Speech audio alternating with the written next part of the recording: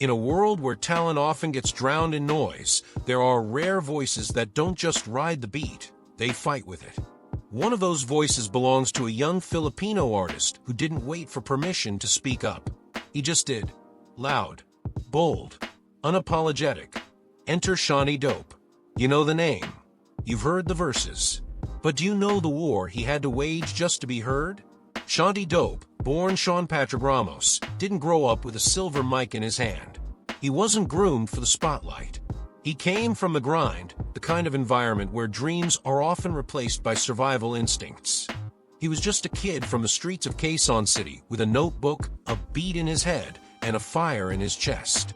At 14, while others were still figuring out school crushes and TikTok trends, Shanti was already spitting truth about poverty, corruption, youth, and identity. But here's the twist. While his age was supposed to be his weakness, it became his secret weapon. The first time people heard him, they didn't believe it. He's too young to write like that. He must be a puppet. But that's where they were wrong. Shanti wasn't mimicking anyone. He was painting his world raw, flawed, real. By the time he dropped Nadarang, he had the country hooked. But behind the viral views and TV appearances was a teenager trying to hold on to himself. Fame came fast. Expectations came faster. Everyone wanted a piece of him. But Shanti? He wanted peace. Here's where the flip side hits. While most rising stars chased endorsements and safe lyrics, Shanti went deeper. He didn't sanitize his message for mass appeal. He sharpened it. Then came Amats. A track so layered and daring, it split the country in half. The beat was hypnotic. The lyrics rebellious. The energy? Unfiltered. But it wasn't the song itself that shocked the system. It was the system's reaction to the song. The Philippine Drug Enforcement Agency called for a ban. Politicians condemned it. Media outlets dissected it. They accused Shanti of promoting drug use. But if you really listen, if you read between the bars, it wasn't about drugs. It was about freedom. It was about intoxication with one's art, with truth, with resistance. Shanti used the metaphor of a natural high to talk about how music could awaken something deeper. But society wasn't ready for that conversation. They wanted silence. He gave them noise. And that's when the pressure really began. Imagine being 18 and having government agencies breathing down your neck. Imagine trying to defend your art when the country that raised you suddenly sees you as a threat. He could have backed down, apologized, cleaned up his act, but he didn't. Because the most shocking thing about Shanti Dope isn't that he got famous young, it's that he stayed fearless.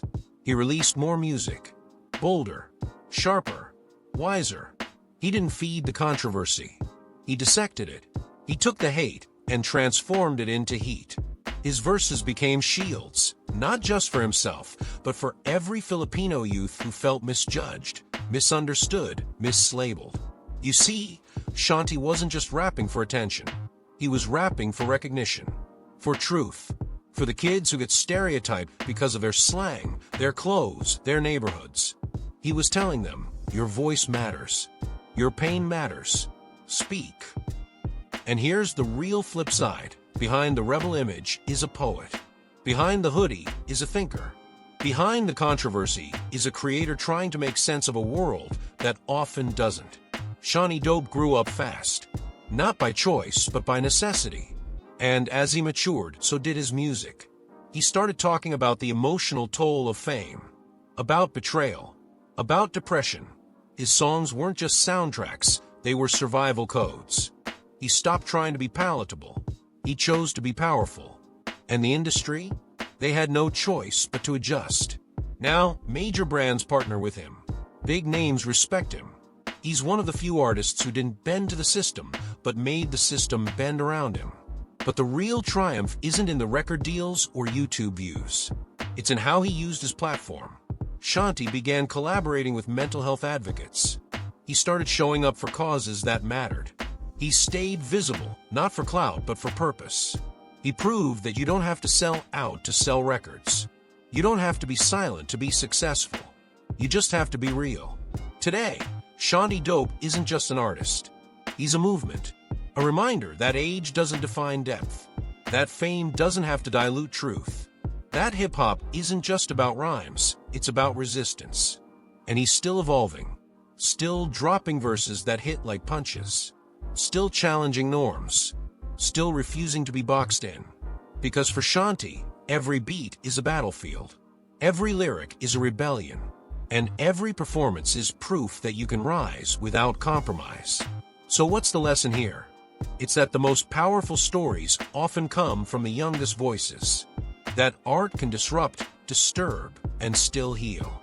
That the flip side of rebellion is responsibility, and Shanti Dope carries both with pride. He may have started as the kid who raps, but now he's the artist who listens, learns, and leads. He's not perfect. He's not trying to be, but he's real. And in a world of filters, that's the rarest thing of all. Now, I want to hear from you. Has Shanti Dope's journey challenged how you see youth, music, or even your own voice? What part of his story hit you the hardest? And what does it mean to you to stand firm in your truth, even when the world tries to twist it? Let's talk. Because in this era, the most revolutionary thing you can do is speak.